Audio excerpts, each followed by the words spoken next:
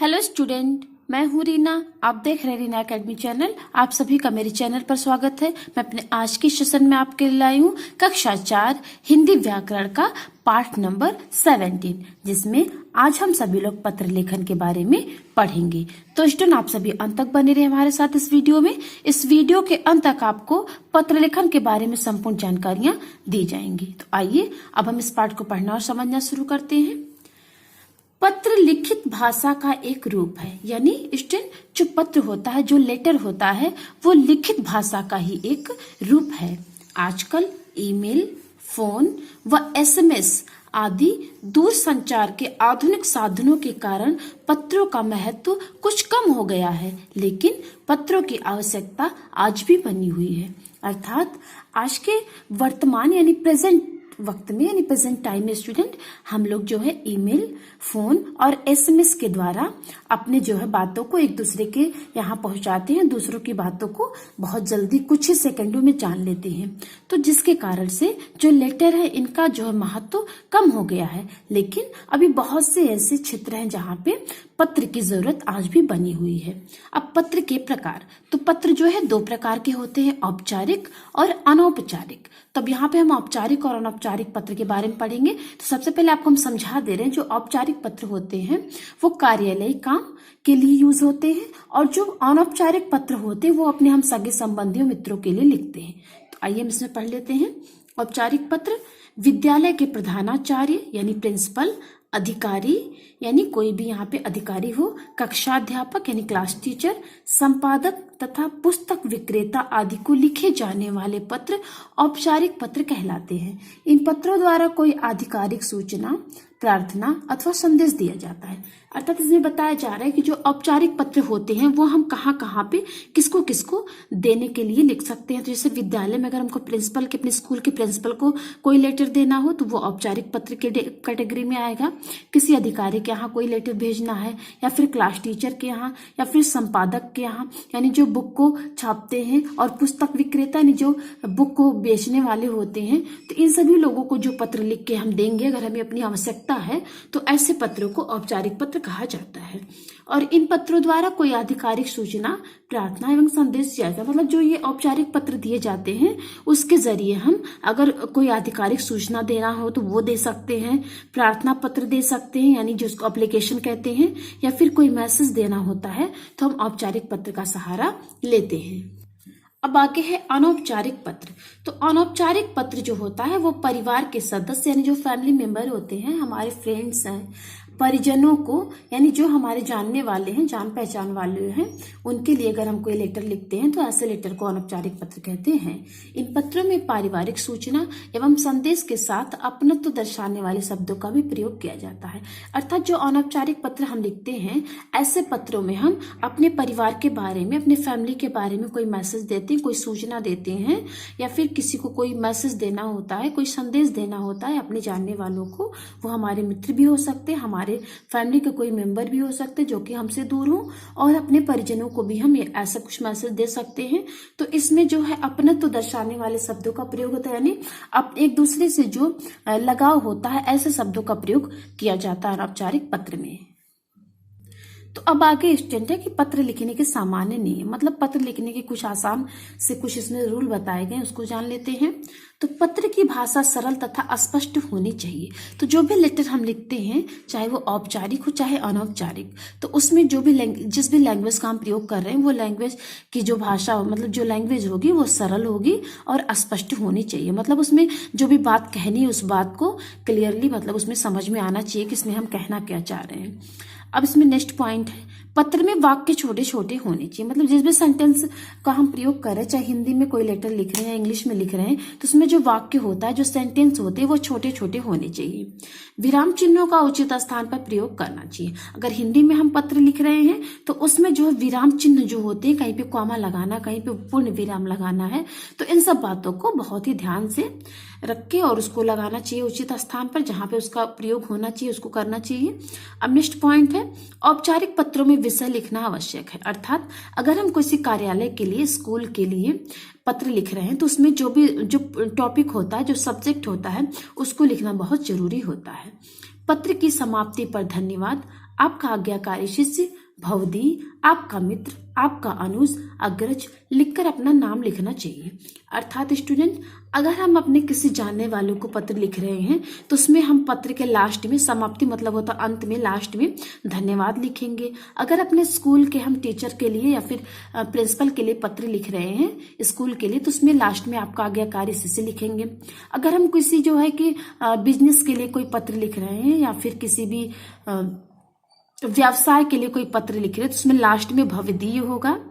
और अगर अपने फ्रेंड को कोई पत्र लिख रहे हैं तो उसमें अंत में हम लिखेंगे आपका मित्र। अगर अपने से बड़े को हम पत्र लिखेंगे तो उसमें लिखेंगे आपका अनुज। अगर अपने से छोटे को हम पत्र लिख रहे हैं तो उसमें अंत में लिखेंगे आपका अग्रज। और इतनी सब बातें लिखने के बाद हम अपना नाम लिखेंगे। मतलब जिस भी जगह पे हमें पत्र देना उस हिसाब से अंत में कौन से शब्द यूज होते हैं यहाँ पे दिया गया है। तो एक बार आपको फिर से बता दे रहे हैं, अपने किसी फैमिली मेंबर को अगर हम पत्र लिख रहे हैं तो लास्ट में धन्यवाद लिखेंगे। और अपने स्कूल के लिए कोई पत्र लिखते हैं, चाहे प्रिंसिपल के लिए चाहे क्लास टीचर के लिए, तो उसमें आपका आज्ञाकारी शिष्य लिखेंगे। अगर हम कोई ऑफिस मतलब यहाँ पे किसी व्यावसायिक पत्र को लिख रहे हैं, बिजनेस के पत्र को, तो उसमें अंत में भवदीय लिखेंगे। और अपने फ्रेंड को पत्र लिखेंगे तो लास्ट में अपना मित्र लिखेंगे। और अगर अपने से किसी छोटे भाई को पत्र लिख रहे हैं तो वहाँ पे अनुज नहीं अग्रज लिखेंगे। और अपने अगर किसी बड़े भाई के यहाँ पत्र लिख रहे हैं तो यहाँ पे अंत में लिखेंगे आपका अनुज। तो इतनी सब बातों को ध्यान में रखना चाहिए।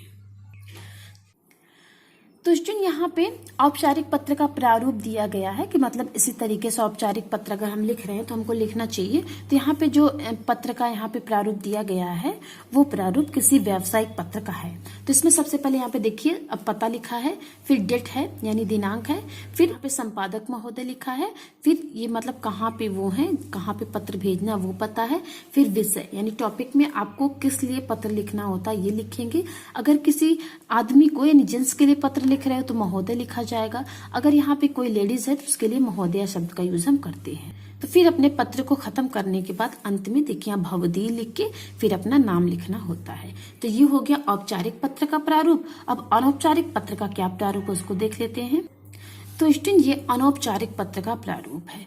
तो इसमें भी देखिए यहाँ पे पता लिखा है, फिर इसके बाद डेट है, फिर आप किसके लिए पत्र लिखे हो, यहाँ पे दादी माँ के लिए पत्र लिखा गया है तो यहाँ लिखा आदरणीय दादी माँ, सादर चरण स्पर्श। अर्थात अगर अपने से बड़े को आप पत्र लिख रहे हो तो वहां पे आदरणीय और सादर चरण स्पर्श ये जो है शब्द लिखने जरूरी। उसके बाद अपना पत्र लिखने के बाद अंत में लिखा जाएगा आपका प्रिय पौत्र। मतलब यहाँ पे किसी बच्चे ने अपने दादी के लिए पत्र लिखा है तो वो उसका पोता हुआ यानी पौत्र, तो यहाँ पे वो लिख दिया है आपका प्रिय पौत्र सक्षम।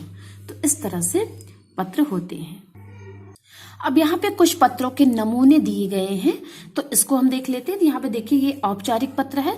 2 दिन के अवकाश हेतु प्रधानाचार्य को पत्र, यानी आप प्रिंसिपल हैं कोई लेडीज, उनके लिए कोई बच्चा लेटर लिख रहा है, उसको 2 दिन की अवकाश यानी छुट्टी चाहिए।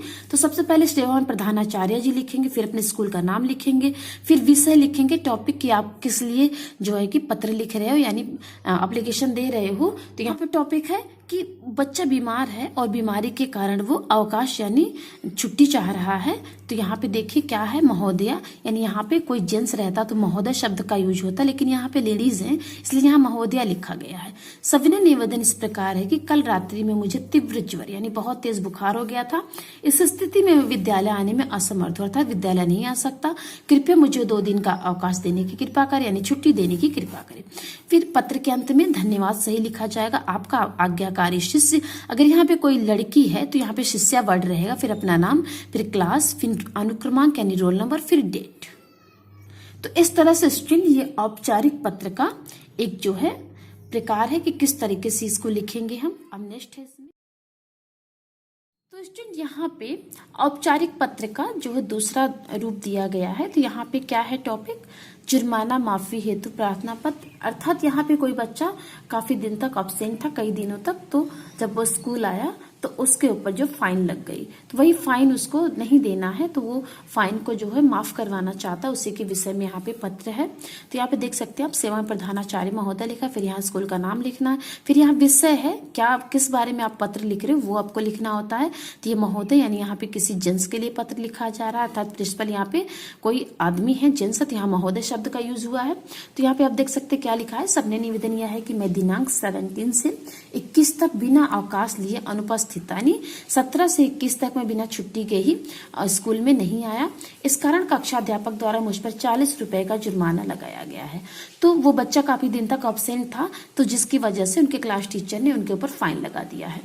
तो महोदय मुझे अम्मी की बीमारी के कारण बिना सूचना दिए अवकाश लेना पड़ा, यानी वो कह रहा बच्चा कि मेरी अम्मी बीमार थी, तो मैं बिना कोई मतलब सूचना दिए, बिना कुछ बताए छुट्टी ले लिया, स्कूल नहीं आया। यह मेरी पहली भूल है, यानी ये पहली बार मुझसे गलती हुई है, अतः आपसे विनम्र अनुरोध है कि आप मेरा जुर्माना माफ करने की कृपा करें।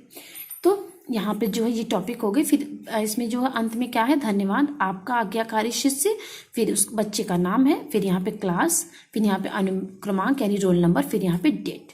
तो स्टूडेंट ये दोनों जो था पत्र के नमूने, ये दोनों औपचारिक पत्र का था। अब हम अनौपचारिक पत्र का भी नमूना देख लेते हैं।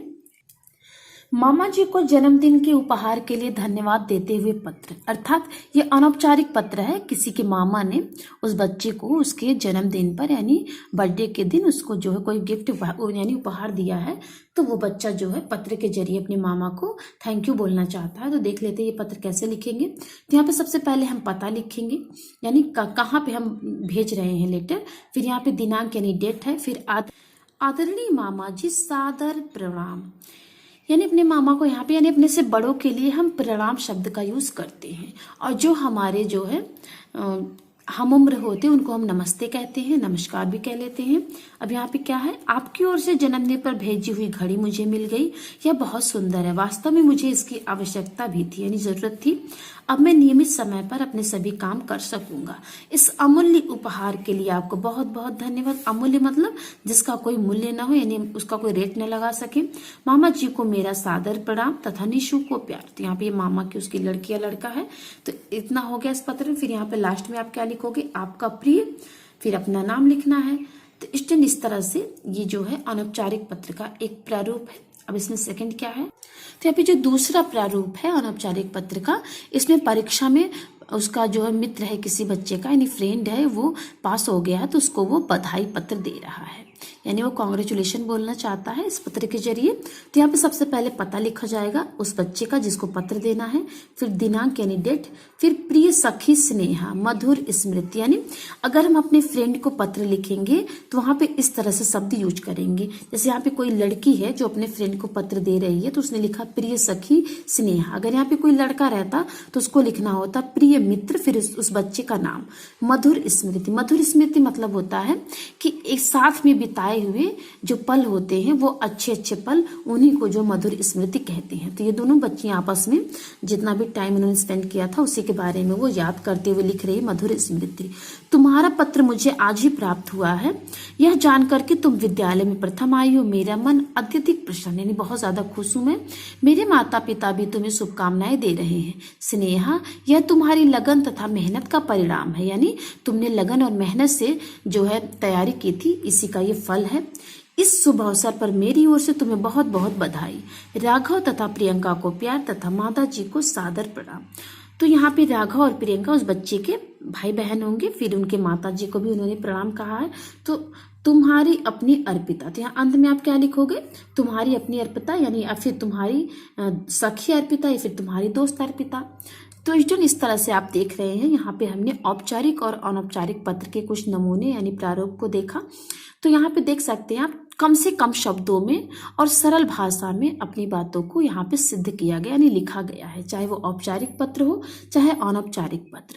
तो इस तरह से कम शब्दों में जो हम अपनी बातों को स्पष्ट रूप से जो लिखते हैं पत्र में, तो वही पत्र कहलाता। पत्र बहुत ज्यादा लंबा भी नहीं होना चाहिए और न ही बहुत ज्यादा छोटा, मतलब इतना उसमें बातें अवश्य होनी चाहिए कि हम क्या कह रहे हैं, ये उद्देश्य होना चाहिए पत्र का, और उसमें स्पष्ट होना चाहिए हमारी कही बात। तो आज की वीडियो में बस इतना ही। मिलते हैं हम आपसे अपने अगले वीडियो में इसके प्रश्न अभ्यास के साथ। तब तक के लिए धन्यवाद।